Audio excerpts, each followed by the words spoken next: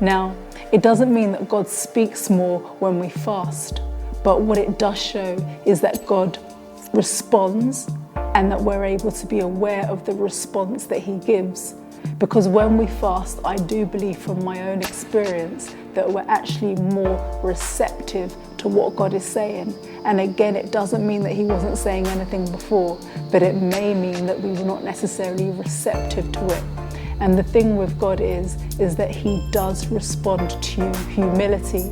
Another example would be the example that's in the book of Jonah, when the people of Nineveh, when they were in repentance before the Lord, because they knew what the prophet Jonah had said to them and they knew what was even coming to them. Now the people of Nineveh, they weren't even God's chosen people, but they knew that a rebuke from God was coming their way.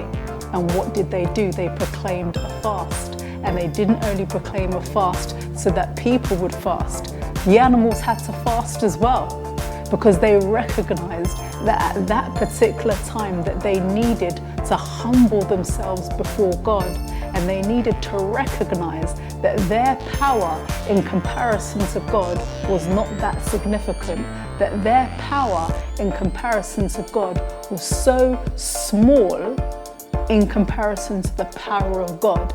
So they needed to come before God, and they did that with a fast. And again, it was to do with humility. It was to do with them humbling themselves before God.